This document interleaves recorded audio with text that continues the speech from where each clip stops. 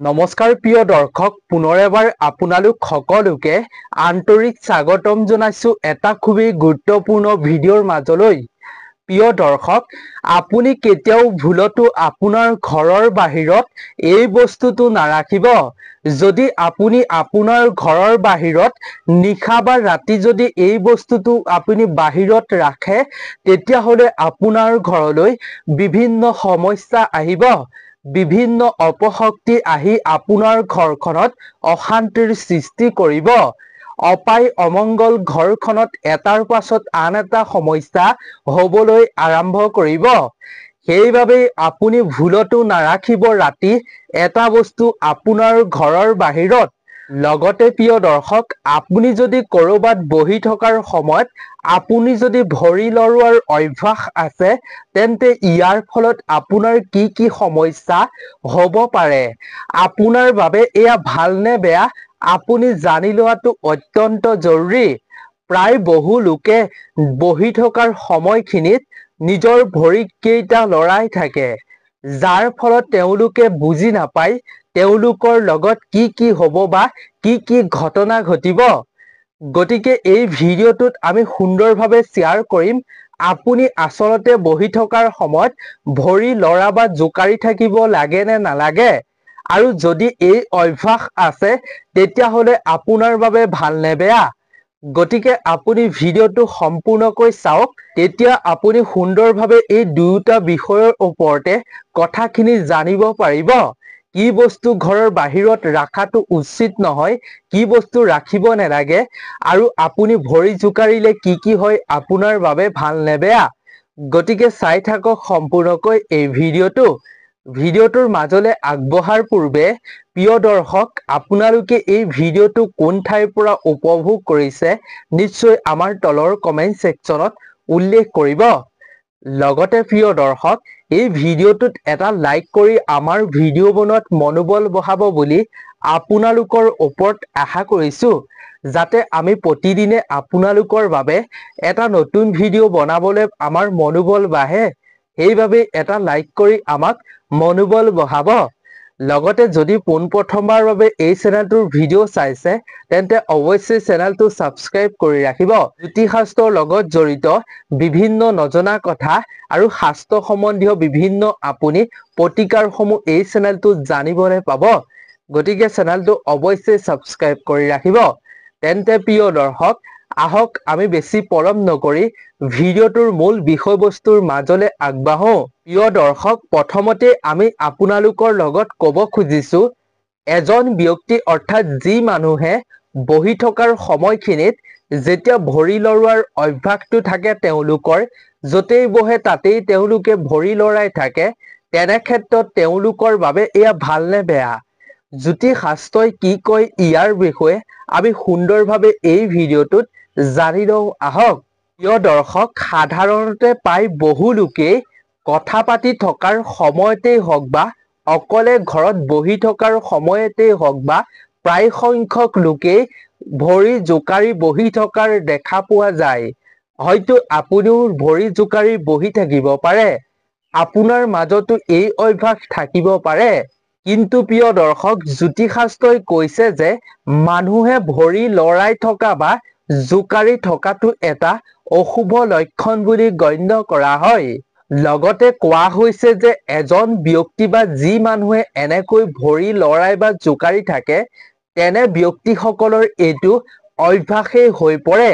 য'তেই বহে তেওঁলোকে আৰু কিবা কাম কৰাৰ ক্ষেত্ৰতো যদি বহিবলগীয়া হয়, তেতিয়াও তেওঁলোকে ভৰি জোকাৰিবলৈ বা লৰাই থাকিবলৈ আৰম্ভ কৰে। প্ৰিয় দৰ্শক, শাস্ত্ৰই কৈছে যে মানুহে কেতিয়াও বহি থকাৰ সময়খিনিত নিজৰ ভৰি লৰাই জোকাৰি বহি থাকিব নালাগে। আৰু যিসকলৰ এইটো অভ্যাস হৈ পৰিছে, সেইসকল ব্যক্তিৰ ওপৰত জ্যোতিষ শাস্ত্ৰই কৈছে যে তেওঁলোকৰ জন্ম কুণ্ডলীত চন্দ্ৰ অতি দুৰ্বল বুলি কোৱা হৈছে।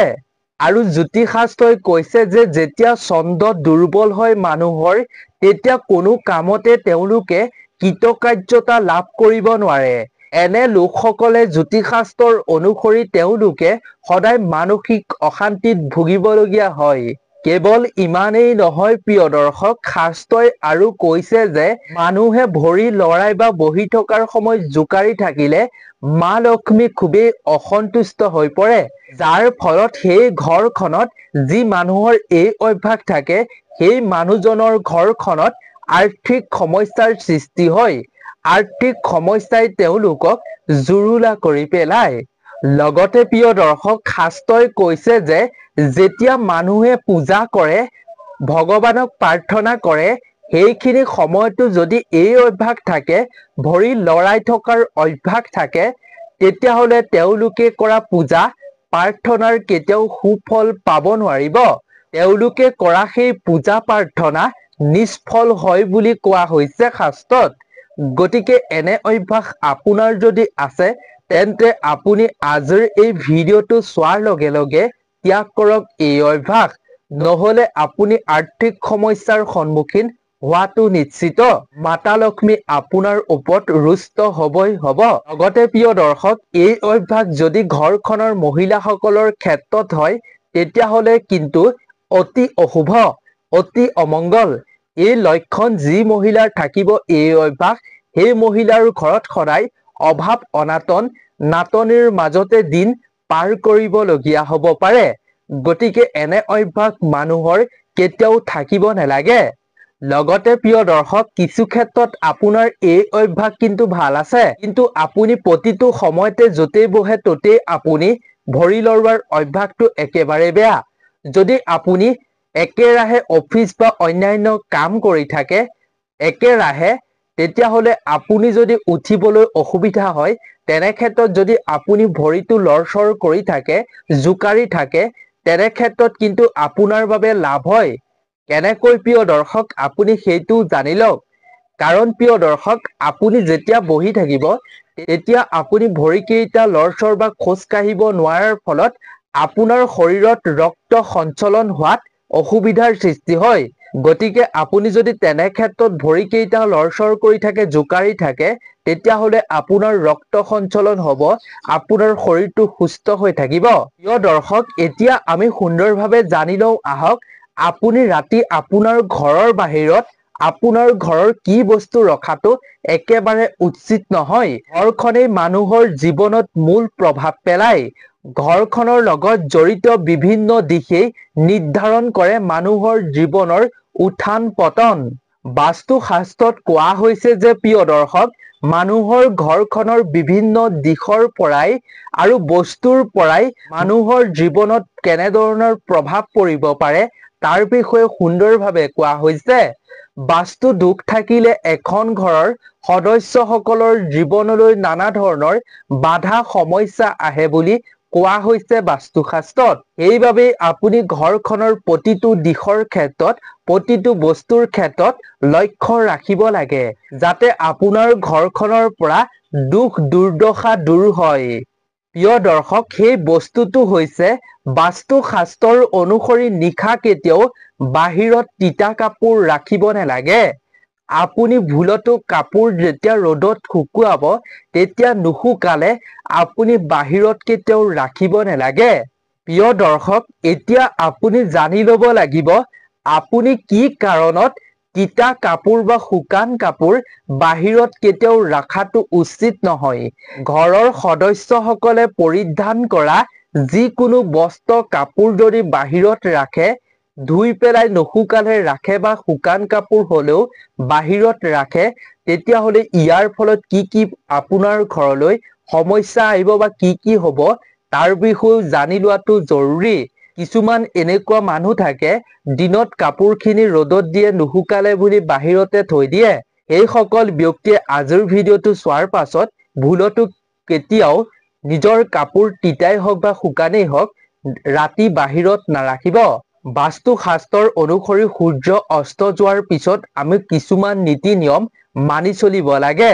সূৰ্য অস্ত যোৱাৰ পিছত আপুনি তিতা কাপোৰ, শুকান কাপোৰ যিয়েই বাহিৰত থাকে, সেই সকলোখিনি আপুনি ভিতৰলৈ সুমুৱাই আনিব লাগে, বাহিৰত ৰাখিব নালাগে। কাৰণ বাস্তু শাস্ত্ৰৰ অনুসৰি কোৱা হৈছে, নিশাৰ পৰিৱেশত ঋণাত্মক শক্তি আৰু নেতিবাচক শক্তিৰ পৰিভ্ৰমণ চলে। ইয়াৰ ফলত নিশা যদি আপুনি পৰিধান কৰা তিতা কাপোৰ শুকান কাপোৰ বাহিৰত ৰাখে তেতিয়াহ'লে ইয়াৰ ফলত অপশক্তিৰ প্ৰভাৱ আপোনাৰ জীৱনত পৰাৰ সম্ভাৱনা থাকে লগতে ইয়াৰ ফলত সেই কাপোৰখিনি যিজন ব্যক্তিয়ে পৰিধান কৰিব সেইজন ব্যক্তিৰ জীৱনত স্বাস্থ্যজনিত সমস্যাও সন্মুখীন হ'বলগীয়া হ'ব পাৰে ইয়াৰ উপৰিও সেইজন ব্যক্তিক নানা ধৰণৰ সমস্যাই আগুৰি ধৰিব পাৰে জুৰুলা কৰি দিব আৰ্থিক সমস্যাইতো তেওঁলোকৰ ঘৰখন গ্ৰাস কৰি লোৱাৰ সম্ভাৱনা থাকে বিশেষকৈ সেই ব্যক্তি যিজন ব্যক্তিয়ে তিতা কাপোৰ বাহিৰত ৰখাৰ পাছত সেই কাপোৰ পিন্ধা ব্যক্তিজন এই ব্যক্তিজনে কোনো কামতেই সফল হ'ব নোৱাৰিব কাৰণ প্ৰিয় দৰ্শক যেতিয়া মানুহৰ জীৱনত নেতিবাচক শক্তিৰ প্ৰভাৱ পৰি থাকে তেতিয়া তেওঁ জীৱনত নানা সমস্যাই আগুৰি ধৰে কৰ্মত বাধাৰ সৃষ্টি কৰে উন্নতিত বাধাৰ সৃষ্টি কৰে আৰু ঘৰখনত বিভিন্ন অপশক্তিয়ে গ্ৰাস কৰি লয় ঘৰখন যাৰ ফলত ঘৰখনত ৰোগ ব্যাধিৰ সমস্যাই একেবাৰে আগুৰি ধৰে কেৱল প্ৰিয় দৰ্শক সেই কাপোৰ পিন্ধা ব্যক্তিজনৰ ওপৰতে ইয়াৰ প্ৰভাৱ নপৰে গোটেই ঘৰখনৰ ওপৰতে ইয়াৰ প্ৰভাৱ পৰিব ঋণাত্মক শক্তিৰ প্ৰভাৱ গোটেই ঘৰখনতে পৰিব সেইবাবেই নিশা কেতিয়াও তিতা কাপোৰ বাহিৰত ৰাখিব নালাগে আধ্যাত্মিক নিয়মৰ উপৰিও বৈজ্ঞানিক কিছুমান কাৰণ আছে বৈজ্ঞানিক কাৰণ অনুসৰি প্ৰিয় দৰ্শক তিতা কাপোৰ বাহিৰত ৰাখিলে ভালদৰে নুশুকালে ইয়াৰ ফলত তাত বেক্টেৰিয়া আৰু ভেঁকুৰ সৃষ্টি হয় যাৰ ফলত প্ৰিয় দৰ্শক সেই বেক্টেৰিয়া আৰু ভেঁকুৰ সৃষ্টি হোৱাৰ ফলত ব্যক্তিজনৰ এলাৰ্জি খজুৱতি আদি সমস্যা হ'ব পাৰে লগতে প্ৰিয় দৰ্শক ইয়াৰ উপৰিও নিশা যেতিয়া পোক পৰুৱা সমূহ ওলাই সেই পোক পৰুৱা সমূহে যদি সেই তিতা কাপোৰ বা বাহিৰত ৰাখি থোৱা কাপোৰখিনিত তেতিয়া সেই পোক পৰুৱাই যদি মল ত্যাগ কৰে ইয়াৰ ফলত বিভিন্ন ছালৰ সমস্যা হোৱাৰ সম্ভাৱনা থাকে বুলি কোৱা হৈছে গতিকে প্ৰিয় দৰ্শক আজিৰ এই ভিডিঅ'টো ইমানেই আছিল আশা কৰো ভিডিঅ'টো চাই নিশ্চয় উপকৃত হৈছে গতিকে তিতা কাপোৰ ভুলতো নাৰাখিব আৰু ভৰি জোকোৱাৰ অভ্যাস থাকিলে আপুনি পৰাপক্ষত দূৰ কৰাটোই আপোনাৰ বাবে মংগল গতিকে আজিৰ এই ভিডিঅ'টো ইমানেই আছিল আশা কৰো ভিডিঅ'টো চাই নিশ্চয় ভাল পালে যদি ভাল পালে তেন্তে আৰু 10 জনৰ লগতো যিমান পাৰে শ্বেয়াৰ কৰি তেওঁলোককো উপকৃত কৰিব গতিকে নতুন এটা ভিডিঅ'ৰ লগত পুনৰ এবাৰ লগ পাম আপোনালোক সকলো ভালে থাকক সুস্থ থাকক তাৰে আমিও কামনা কৰিছো ধন্যবাদ